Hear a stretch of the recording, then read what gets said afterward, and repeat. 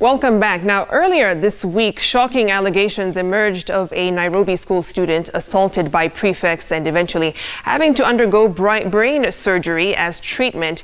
It's an extreme case and one that elicited a lot of reaction on social media. The conversation around bullying came to the fore once again, and the question of how safe children are in school. However, beyond that, tonight we want to look at this age-old menace and why it has persisted and the toll it takes on individuals even long after they've left their institutions of learning. To help unpack this topic is a mini audience of individuals ranging in age and backgrounds to share their bullying experiences, but also teachers from various institutions and a psychologist to give context as well. Welcome to everyone this evening. Thanks for coming in. Let's get right into it, and I think I want to start with you, Alex Mbugua, who is a financial guru and automated business management solutions provider, but you're here in the capacity as an old boy of Lenana School. And just to talk about your experience, 70s and 80s, and you mentioned you were bullied properly. Just explain more on what that actually means. Thank you, Victoria. Thank you for having me on the show. Yes, I did go to Lenana School in the 70s. There goes my age. And yes, we were bullied. It was a lot of bullying, actually. It's a mix of physical bullying, psychological bullying. I remember the very first day when you got there, were very excited. And we were called in by a sixth form and you were told, guys, do you know why you're brought to this school by your father? I said, yeah, it's a good academic institution. We are going to learn a lot of stuff. And we're very excited to be in Lenana. The guy said, no, your daddy brought you here to become men. And believe you me, the next few weeks, we're going to convert you from boys to men. And the drama started. Wow. And there was a lot of physical beating, a lot of psychological trauma.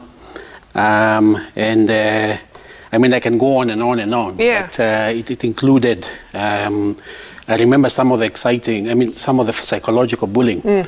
I remember once I was taken back to school on a Sunday by my dad. And my sister came along with me, and some of the boys saw her. And I was given homework to go and tell my sister to write to one of these boys that she loves him. Wow. And if she didn't do that, I was going to get into a lot of trouble. And in fact, I did get a bit of beating for that. I remember another interesting one where my prefect told me to go out at night and bring him a glass of sunlight in the middle of the night. Yeah. So there was psychological, there was physical. Yeah. It was quite, I hope you're not going to ask me whether I bullied when I...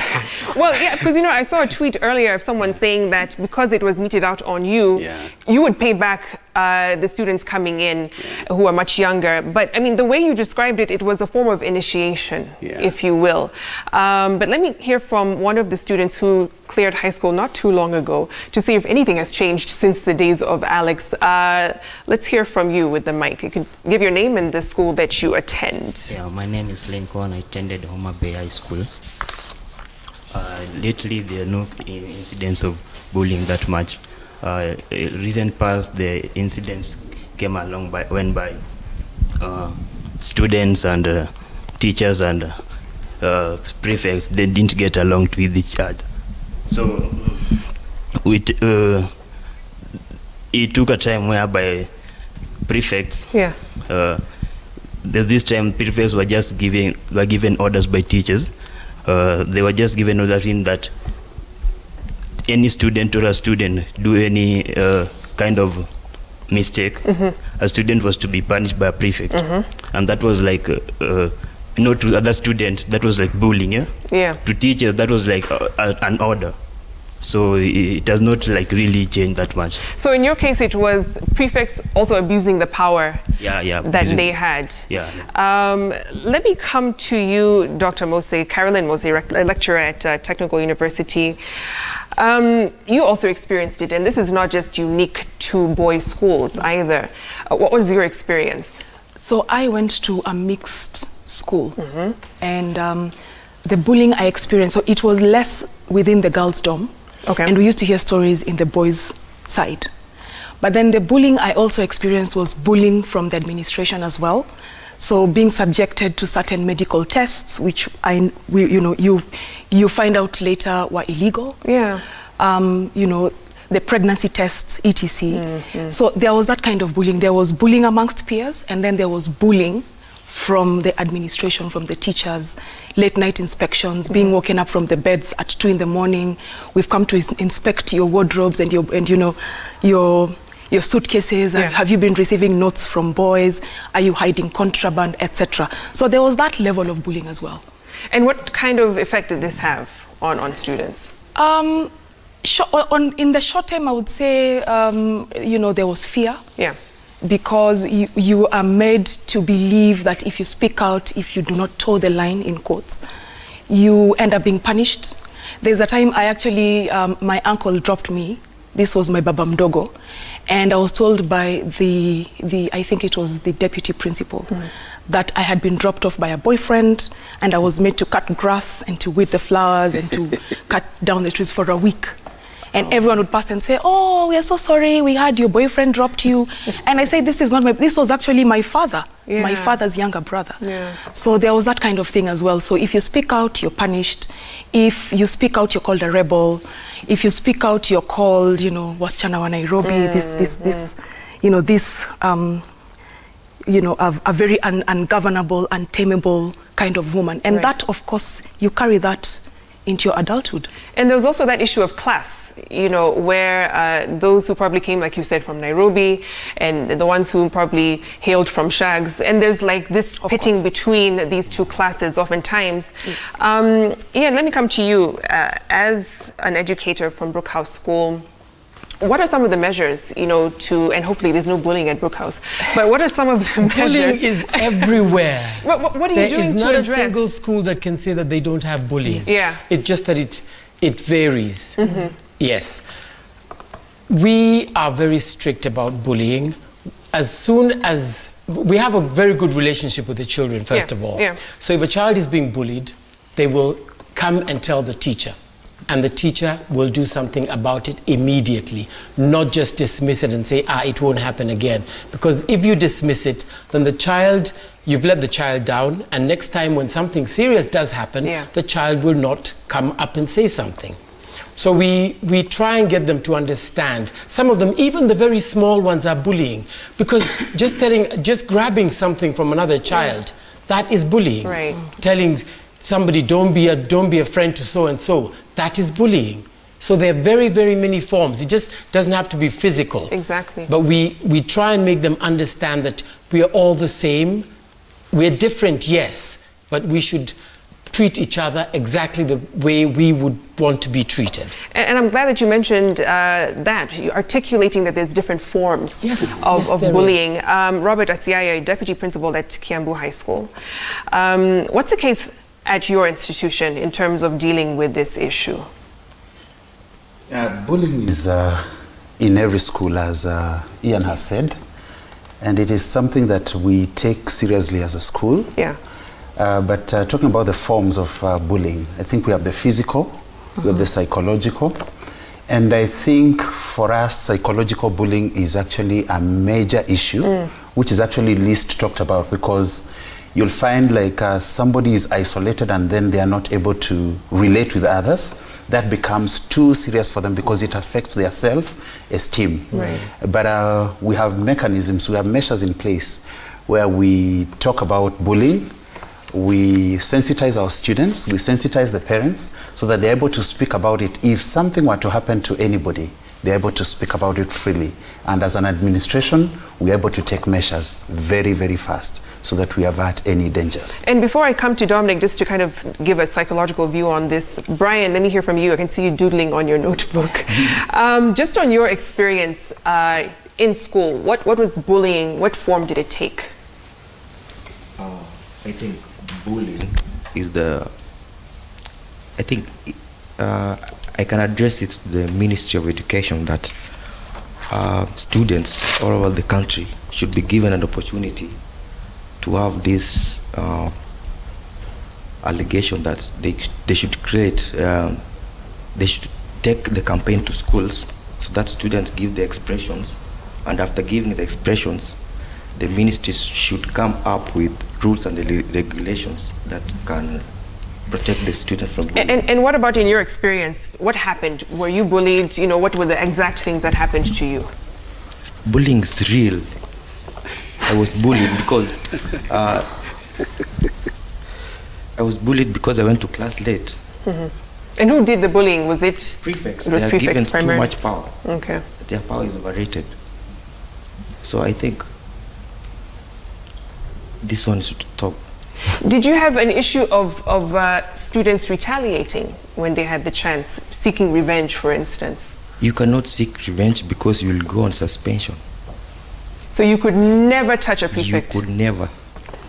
You know, I really wonder, Alex, I want to come back to you because just in terms of understanding where this actually started, in terms of something that's infiltrated so many schools across the country, in your view, having gone to Lenana, and that used to be a school that hosted British students before then, where do you see this actually having started? That's a good question, because I think until we identify what the motivation for bullying is, it's going to be very difficult to deal with it. I think in the case of Lenana, there was a lot of peer pressure. The harder you beat somebody, the tougher you became. And so there was a lot of that macho thing.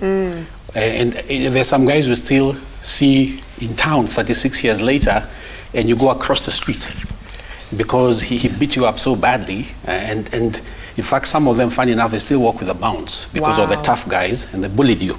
So there was a lot of peer pressure. It was also a culture thing. I remember vividly, one day we were being beaten by a prefect in Form 1. And then the housemaster walks in, and he was British, and we thought, thank God, finally this thing is going to come to an end. And he came and he actually saw the action, and he said to the guy who was beating my colleague, "Morning XYZ," I was about to mention his name, he's probably watching. He said, "Morning XYZ, how's your day?" He said, "Morning, sir," and he moved on, and the guy continued to beat him. Wow. So I think, I don't think it was a British thing or what it was, but it was part of the culture.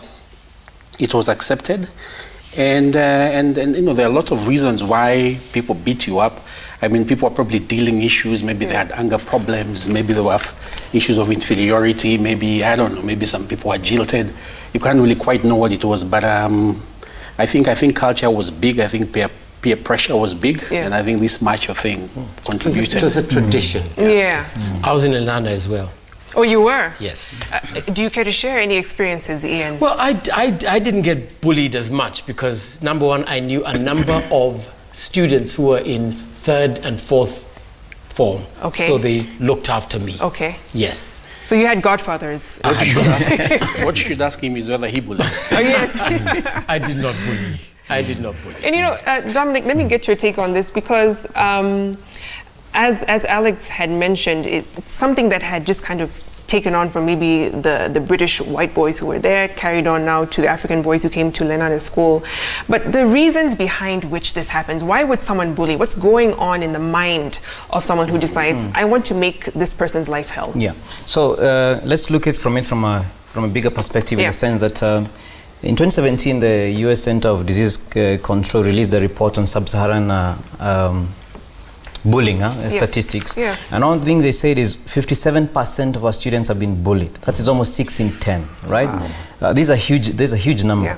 And then there was another report by the University of McGill from Canada. Again, they were investigating bullying across 79 countries. And one of the things they say is that there's a direct link between income inequality in a country, right, and bullying within their schools, and how much a government invests in their education, right? So you're looking at the bigger system, how it is affecting a particular, the family, right? So these students are coming from families that are, the parents are very busy looking for money just to survive. So there's no warmth, there is no closeness, and they do not know how to interact, therefore, with people. They lack the social skills, which are very, very important. So, and then there is the cultural aspect that somehow still praises beating of even between couples. So these kids are growing up in an environment where they see beating as that is the way to go. They are beaten themselves, and they see their father beating a mother in terms of discipline, and the culture accepts that. So you see the effects that these kids, the global context which they are growing in, and then when they go to now the schools, they think violence is okay. Some principals use bullying to keep discipline, to maintain discipline. They know it's happening, and they don't do anything. And then there are not enough investment to work on it. So you're looking at, so let's look at two kinds of bullies. The bully that is has never been bullied before. So these bullies who have not been bullied before have very high self-esteem, and not low self-esteem, very high self-esteem. They think that usually they are social climbers, if you can call them. They have very good social skills, and they're very popular. So they use that to exert pressure on others. Then there are the bullies who have been abused, all right? So they have poor self-esteem, they're not very popular, they're not very likable, and they are revenging. They are out to revenge. So there is a cycle that has started, probably that was happening in Lenana. There is this cycle now of abuse, and as it grows from the larger context. That's how maybe you take it on that. And Neston, I want to hear from you, just your experience, when you were attending high school as well. Yes, I didn't attend Lenana like Mr. Ian and him did, but I attended a village school. Apparently, I'm very outspoken, so when I was going to school, I expected to be the bully. I expected myself to be the bully, but I was in Form 1, but again, they're Form 4 in that situation. So there was a time at night, and then the dome lights were on, and then this guy told me, I want 7 buckets of darkness. And I was like, what are you telling me? And I was like, no, you cannot do this to me. And I told him, I want you to fetch only 1. Then I'll fetch the 6. I'll fetch the rest. And that guy hit me so hard, and I was like, what, you did this? So when I was growing up, when I was in Form 2, I said, even me, I want to become a bully. So I was growing up with the mindset that one time I'll also become a bully, the same way that guy did to me. But there's this teacher who encouraged me. This teacher was bullied, and I remember his name. He's called Seth Alomo. And he was telling us there's this guy who bullied him when he was in Form 1, and then when the guy finished Form 4, he didn't pass, then went to do something else around, and then came back to university. So when he went to university, he found my teacher as the lecturer. And my teacher looked at him and was like, should I give you a 0 in your main exam so that you fail? Because he had the right to, but he didn't. So he was trying to encourage us that bullies are there, but you can eradicate them. So as a leader in school, when I was in Form 3 and 4, I was trying as much to eradicate bullying in our school. Wow. Yeah. Very commendable, because you could have taken the other route and just continued this whole trend. Hilda, let me hear from you as well, just in terms of your experience. Okay, the high school I went to, there wasn't so much bullying, though we had this club whereby if you weren't a Nairobian, if you weren't pretty, I don't really know the definition of pretty, but if you weren't pretty, you weren't a Nairobian, or you didn't have a handsome brother, you couldn't join that club. So it was bullying was more verbal than physical in a girls' school. And this verbal bullying, just like it portrays itself in the society, because nowadays being savage, people intimidate others using words, and they term it as savage. So it's termed as something cool nowadays, yet it's bullying. Verbal bullying. You raised a really important point that we've actually created a society of bullies, if you will. So it's not just high school. You can find bullies at work, so you never really kind of escape that. And Dr. Mose, how do you think we kind of address that issue? The fact that once we leave high school or a college campus, we feel, oh, we're in the clear, but not really. I think for us to address that, we have to critically look at the origin of bullying. And perhaps even stop just saying bullying and say, how do we define bullying? I'm a teacher, you will forgive me for doing this. So bullying is basically systematic abuse of power against someone who is perceived as vulnerable, to start from there. And we have to differentiate between bullying, as he was saying, and outright criminal behavior. Like the young boy who was, brutalized, he is now incontinent, etc. We have to look at that differently. That's not just bullying. That's crossing the line into assault, into breaking the law, into a criminal act. Absolutely. In terms of bullying, I feel in high school that the origin of bullying, we have to look at bullying from a wider perspective, as he was saying. I think that bullying is just a replication of a racist superstructure. And when I say superstructure, allow me to do this as well because I'm a teacher. Karl Marx, we like to quote him as saying, about religion being the opiate of the masses. He actually gave us a very interesting view of what he called the base and the superstructure. Now, the base is the means of production, land, factories, etc. And the superstructure is the ideology, the values, the beliefs that society has. Now, when you go into high school, because this is where we see a lot of bullying, which is usually the first time young people leave the immediate protection of their parents and go into the world, so to speak. And as you were saying, when you go out into this world, you're told the world is tough, we are here to make you men, So for me, bullying is just a replication of this superstructure, because these young people enter high school, and this is where they're first introduced to the idea that there is a base and the superstructure. And what the superstructure does, the ideologies, the politics, the religion, is that it supports the view of the ruling class. So these young people go into this structure where the colonial structure has been replicated, where we had the colonial overlords, and then you had the home guards, and then you had their lackeys, and then you had the masses. You find this thing in the school. You've got the principal, you've got the prefects, who perhaps would be, I don't know, the lackeys of the home guards, and then you've got, so it's this hierarchy. And what this hierarchy does to you as a young person who has gone away from home for the first time, and you have entered into this space that is introducing you to the superstructure, it's telling you that you are going to be part of the production, the labor. And that there's a ruling class, and you must toe the line. And so what this does is, after 4 years of that, you have another 4 years in university where you come and meet me, and perhaps have been through this system as well, also abused. And that's what the lecturer says, do you want me to give you a 0? So you find another system that is still replicated in the same racial superstructure. And what this does is that at the end of these 4 years, you go out there, you're looking for a job, you're trying to make ends meet. And this is where I would also add what I would want to call a political form of bullying, because you've got cyberbullying, you've got the physical bullying, etc. A political bullying that stems from that superstructure. You're trying to make ends meet. You cannot afford healthcare. You're not getting paid enough. You go out there, your boss is bullying you. Your boss is abusing. So many levels of life. And what this does is to put you in your place, to tell you that the ruling class is made up of very few people, and the rest of us are supposed to sort of support that structure. And that's a really good point. But let me bring in Robert here, because when the story of that young man from Nairobi School, unfortunately, having to go for brain surgery came out, and people were just commenting and giving their experiences. And someone said, we are raising cowards today. In the past, we would stalk the prefects during holidays and seek revenge. And kind of justifying what happens in terms of bullying. And like you said, Alex, it's making men.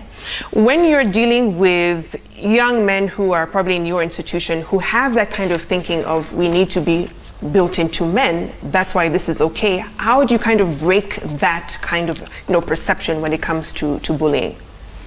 Okay, before I answer that, I think I just like the point you said, the issue of home guards. There is a very common term which is used in nearly every school with prefects. They are called mangati. That means the home guards. So I think she's really brought up an issue which I had never thought about. But like for us, what we do is that we sensitize. We try to talk to the prefects, first of all.